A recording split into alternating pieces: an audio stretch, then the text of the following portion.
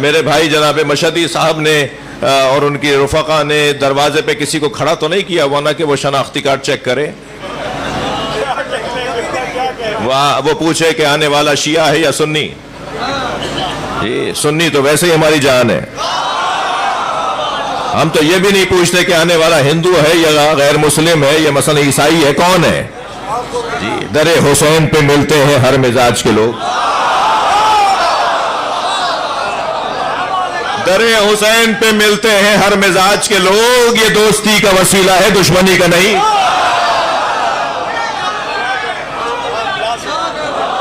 یہ جگہ ہی کوئی اور ہے، جتنی دیر تک ذکر اہل بیت ہوتا رہے گا اتنی دیر تک یہ منظر ملائکہ بنے گا، ملائکہ کے دیکھنے کی جگہ،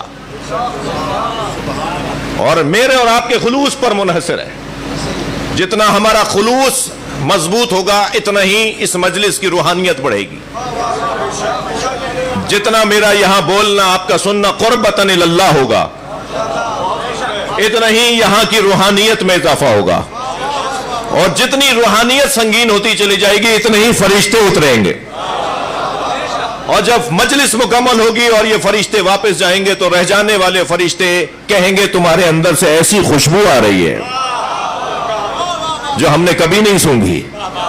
تو یہاں سے جانے والے فرشتے کہیں گے ہم زمین پر گئے تھے جہاں حسین کا ذکر ہو رہا تھا،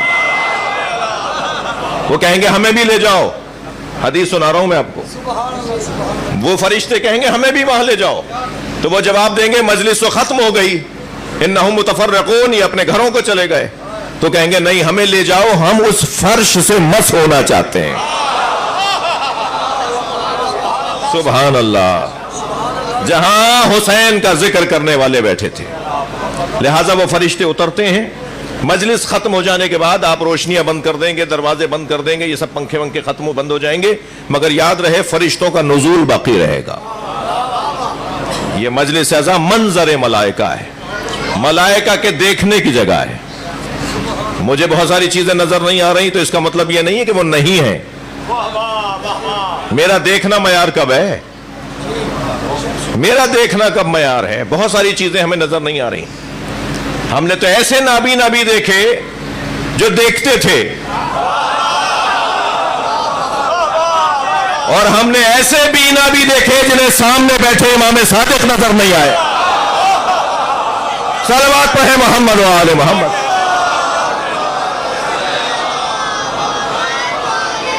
لہذا یہ کوئی ضروری نہیں ہے کہ جس کی آنکھیں کھلی بھی ہوں دیکھ رہا ہو وہ دیکھ رہا ہو۔ بتائیے، علامہ آیت اللہ علی اکبر النہاودنی نے العبقری الحسان نامی 10 جلدی کتاب جو صاحب الزمان پر انہوں نے لکھی ہے، جو امام زمانہ عجل اللہ تعالی فرجہ شریف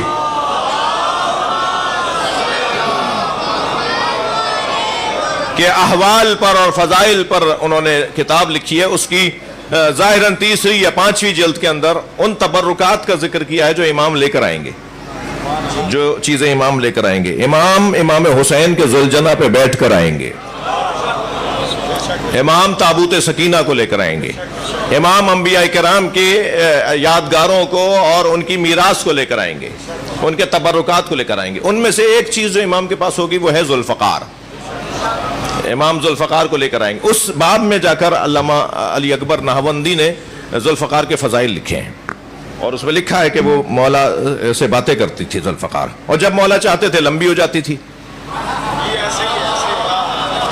اور جب چاہتے تھے چھوٹی ہو جاتی تھی، اور دونوں طرف سے کاٹتی تھی، جی دونوں طرف سے کاٹتی تھی، البتہ بھاگنے والوں پہ رحم کرتی تھی،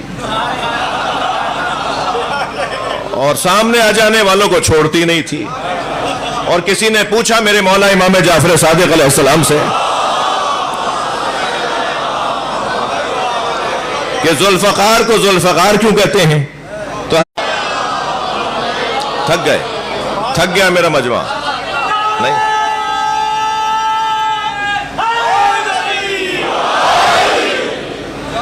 تھکے تو نہیں ہے، بات آگے بڑھے۔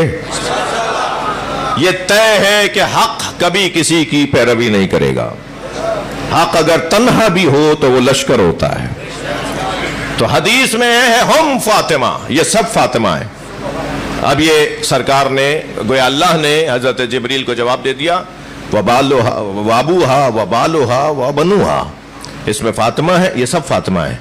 और फिर फातिमा से वाबस्ता इसमें फातिमा के बाबा हैं, फातिमा के शोहर हैं, और फातिमा के 3 से ज्यादा बेटे हैं।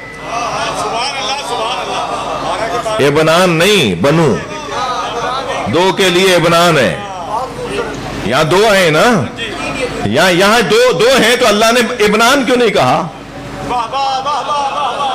अल्लाह ने बनु क्यों कहा है? अल्लाह यही बताना चाहता है, मारिफत की ऐनक से देखो, यहां हसन से लेके मेहदी तक सब है। देखो तो सही, चश्मे जान से देखो, चश्मे मारिफत से देखो। इसी तरह नबी ने फरमाया, अलीयुन माल हक वल हक मा अली, अली हक के साथ है और हक अली के साथ। हदीस यहां मुकम्मल जुमला है, मगर सरकार ने दोनों हाथ उठा दिए और हाथ उठा के फरमाया, अल्लाहुम्मा अदरिल हक है सो मदार अली, या अल्लाह हक को वहां मोड़ जहां अली जा रहा हो। यह फैसला सरकार कर गए कि हक अली, और हक का काम किसी की पैरवी करना नहीं है। जान लीजिए मेरे अजीजों, मैं और आप जिस घराने से जुड़े हुए ना, हम जिस दरवाजे पर बैठे हैं, हम जिस दरवाजे पर बैठे हैं, वो घराना दुनिया को, जमाने को मोड़कर नहीं देखता, मोड़कर देखता है। हालात को अपने हक में मोड़ना यह हुनर है अहले बैत का। कभी किसी जमाने में हालात से अहले बैत के घराने ने यह नहीं कहा कि हालात खराब हो गए। हालात कैसे खराब हो गए? तुम अपनी सलाहियतों का इजहार करो। कोई हालात खराब, मैदान में उतरते हैं ना, तो इसलिए नहीं उतरते कि लश्कर साथ है। मैं ये बार बार कहता हूं, बार बार कहूंगा कि मौला अली को समझना तो बहुत दूर की बात है। तुमने अगर अली के शियों को समझ लिया होता, लगा हुआ होता है। इस्लाम बूफा सिस्टम नहीं है, वन डिश है।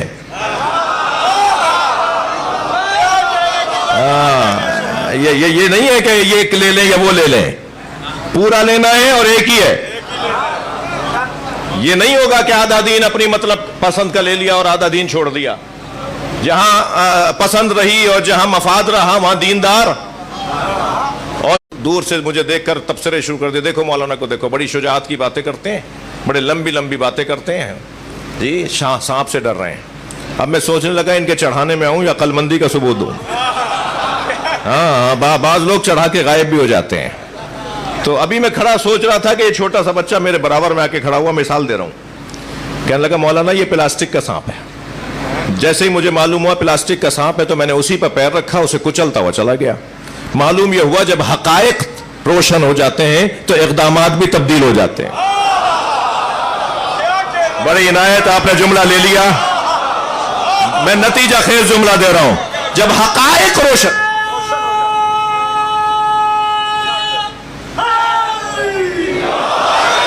भाई दोबारा नारा लगाओ, अब इनका साथ दो, साथ दो, साथ दो।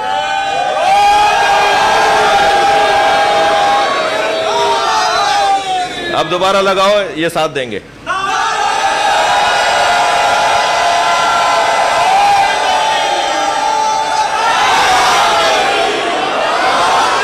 शाबाश। जान लीजिए ये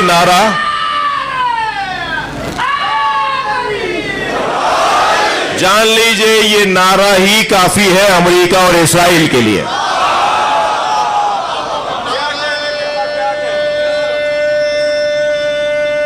जवाब दीजिए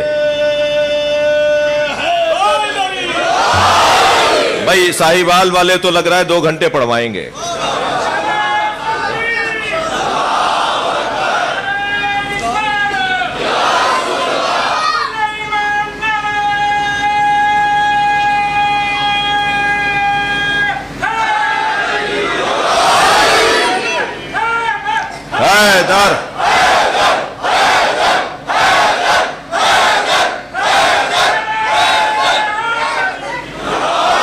مجھے آپ کا ذوق دیکھ کر اپنے کچھ شعر یاد آ رہے ہیں. ہلکا پھلکا شعر بھی کہہ لیتا ہوں. بزم میں شرکت نہیں ممکن مقدر کے بغیر. جو شاعر حضرات بیٹھے ہیں ان سے دعا چاہیے. بزم میں شرکت نہیں ممکن مقدر کے بغیر. آ غدیری ذوق لے کر بغض حیدر کے بغیر. آ غدیری ذوق لے کر بغض حیدر کے بغیر. شیخ جی ہم سے نہ ہوگی دشمن حیدر کی بات. بھائی شعر کو شعر کی طرح سنیے. شیخ جی ہم سے نہ ہوگی دشمن حیدر. دوسرا مصرع دیکھیے گا. شیخ جی ہم سے نہ ہوگی دشمن حیدر کی بات. آئے ہو دنیا میں کیا تم کاسے سر کے بغیر.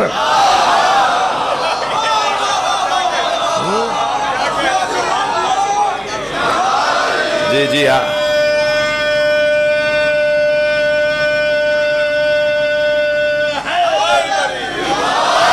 اور جس ایک شعر کی خاطر میں نے یہ دو شعر سنا دیا آپ کو, مطلع اور ایک شعر سنا دیا, وہ شعر ذرا سن لیجئے جو میرے مضمون میں تھا.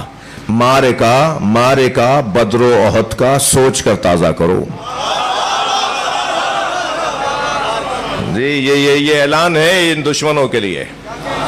ابھی تو صحیح طرح وہ پرانا کچرا پھینکا ہے جب یہ حال ہوا ہے.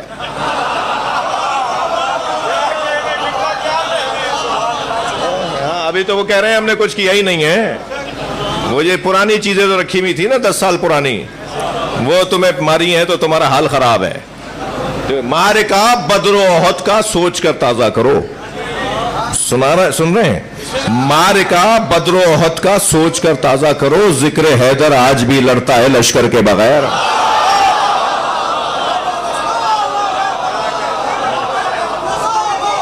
اب آپ مجھے ایک شعر اور سنانے دیجئے. اہل علم, اہل دقت ذاکرین کی خدمت میں گزارش رکھ رہا ہوں کہ اس سال محرم کی مجالس کا عنوان شجاعت علی کو رکھیں. مولا علی کی شجاعت کے قصے سنائیں. جی مولا علی کی شجاعت اور بہادری کے قصے سنائیں. یہ ہمارے بعض دوستوں نے ٹوک کر ذاکرین سے موضوع ہی چھنوا دیا کہ کب تک خندق اور خیبر پڑھو گے. خندق و خیبر قرآن میں ہے تو جب تک قرآن ہے پڑھا جائے گا. یہ خندق و خیبر چھڑوا دیا ہم نے اپنے ذاکرین سے. ضرورت ہے کہ اس سال مولا علی کی شجاعت اور مولا علی کی بہادری سنائی جائے. بتایا جائے کہ علی مولا نے میدان میں کیا کیا. لشکر کی بنیاد پر حق نہیں جاتا. فرمایا مولا بتائیے آپ میدان میں جائیں اور سامنے آپ کے بہت بڑا لشکر ہو تو کیا ہوگا. حضرت فرمایا لو اجتماع العرب علی قتالی. یہ لشکر نہیں, سارا عرب اگر مجھے مارنے کے لیے جمع ہو جائے لما ولے تو پشت دکھا کے نہیں جاؤں گا. پشت تو دکھا کر نہیں جاؤں گا. میدان میں ڈٹنے اور جمنے والے, میدان میں ڈٹنے اور جمنے والوں کا قصہ ہے. اور یہ سارا مجمع جانتا ہے کہ ہمارا سب سے بڑا اعزاز یہ ہے کہ ہم اس گھرانے کو مانتے ہیں. سب سے بڑا اعزاز, سب سے بڑی نعمت اللہ کی یہ ہے. جی امام اعظم ابو حنیفہ میرے مولا امام صادق کی خدمت میں تھے.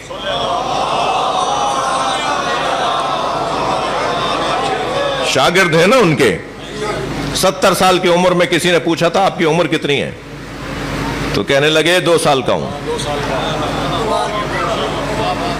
امام اعظم ابو حنیفہ کی 70 سال کی عمر میں کسی نے پوچھا آپ کی عمر کتنی ہے تو فرمایا کہ میں 2 سال کا ہوں. تو انہوں نے کہا جی آپ تو 2 سال کا سمجھ میں نہیں آ رہا, آپ کا جواب کیا ہے.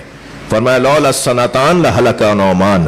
2 سال جو جعفر صادق کی خدمت میں گزارے وہ نہ ہو تو میں ہلاک ہو جاؤں گا. تو امام اعظم ابو حنیفہ مولا کے ساتھ ہیں اور گفتگو ہو رہی ہے اللہ کی نعمتوں پر. تو مولا نے فرمایا کہ یہ ثم لتسألن یومئذ عن النعیم, اس آیت کی تفسیر تم نے کیا بولی ہے, کیا کہی ہے.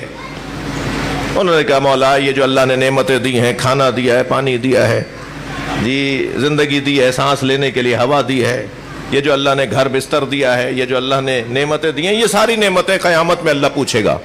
میرے مولا مسکرائے، حضرت نے فرمایا تم نے یہ آیت پڑھ لی، یہ آیت بھی پڑھی ہے جس میں اللہ ارشاد فرماتا ہے ان تعدوا نعمت اللہ لا تحصوها، تم اللہ کی نعمتوں کو گننا بھی چاہو گے تو گن نہیں پاؤ گے۔ تو حضرت نے فرمایا جو نعمتیں گننے میں نہیں آ سکتی ان کا حساب کیسے دو گے؟ آنکھیں پھٹی کی پھٹی رہ گئی، کہنے لگے پھر اس کا کیا مطلب ہے؟ فرمایا یہ جو قیامت میں نعمت کے بارے میں سوال ہوگا وہ ہم اہل بیت کی محبت ہے۔ سب سے بڑی اللہ کی نعمت محبت اہل بیت۔ اپنے بچوں کو، اپنے عزیزوں کو، اپنی نسلوں کو اہل بیت کی محبت منتقل کرنی ہے۔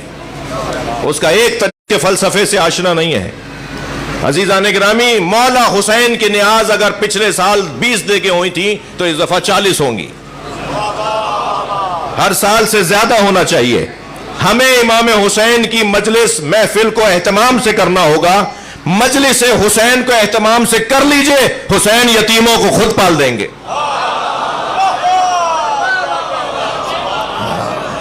اس عزاداری کے نظام کو مضبوط بنا لیجئے، باقی کام سارے خود ٹھیک ہو جائیں گے۔ کہاں دور جا رہے ہیں سوچنے کے لیے کہ یہ کیا بات ہوئی؟ چلے جائیے پڑوسی ملک میں، جی تقریباً 45 سال پہلے آیت اللہ خمینی نے انقلاب باپا کیا، وہ اس عزاداری سے کیا، اور 35 سال تک جس نے پورے مملکت کو سنبھالا اس نے اس عزاداری سے سنبھالا۔ یہ عزاداری انسان کو عزت عطا کرتی ہے۔ امام حسین کا ذکر ہمیں وقار عطا کرتا ہے۔ تنہا بھی ہوتے ہیں تو انہیں کوئی جا کے بتائے کہ شہادت ہمارے لیے ذلت نہیں ہے، عزت ہے۔ اور میں ایک پالیسی ساز، میں کوئی عنوان اور ٹائٹل میرے پاس نہیں ہے، اور کوئی اس کا شوق اور ذوق بھی نہیں ہے، اور اس کی کوئی دوڑ میں بھی نہیں ہوں، لیکن اپنی قوم کا غیر ذمہ دار فرد بھی نہیں ہوں۔ اگر کسی اعتبار سے ذمہ دار نہیں ہوں تو غیر ذمہ دار بھی نہیں ہوں۔ تو ایک پالیسی ساز جملہ آپ کی اس مجلس میں دے کر جا رہا ہوں، اب اس دنیا میں وہ جیے گا جو جینے دے گا۔ صلوات پڑھے محمد و آل محمد۔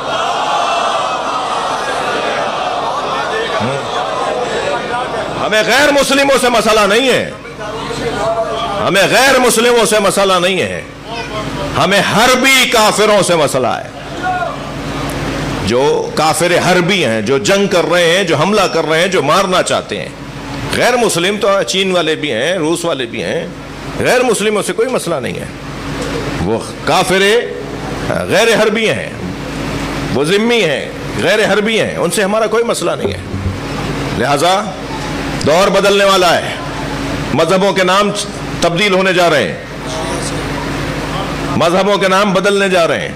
اب دو ہی نام زندہ رہیں گے، یا دنیا میں حسینی ہوں گے یا یزیدی۔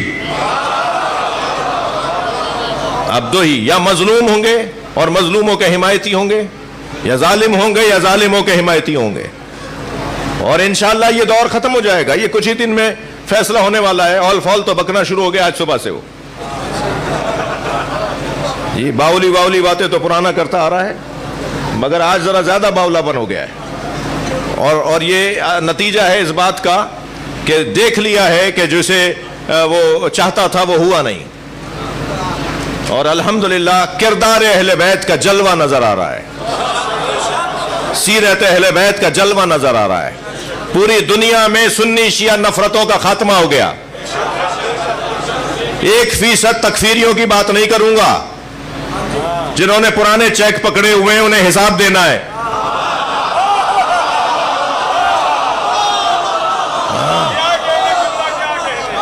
سنی اور شیعہ کا مسئلہ نہیں ہے، مسئلہ ظالم اور مظلوم کا ہے۔ اس وقت مظلوم کے ساتھ جو کھڑا ہے وہ شیعہ بھی ہو سکتا ہے، وہ سنی بھی ہو سکتا ہے، اور جو ظالم کے ساتھ کھڑا ہے وہ شیعہ بھی ہو سکتا ہے، وہ سنی بھی ہو سکتا ہے۔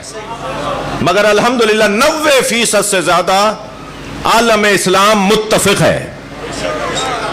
جی آفرین ایک وادی ہے، وادی السلام، جب یہ شہید اس میں پہنچتا ہے تو آواز آتی ہے ہوشیار سنبھل کے بیٹھو حسین آ رہے ہیں۔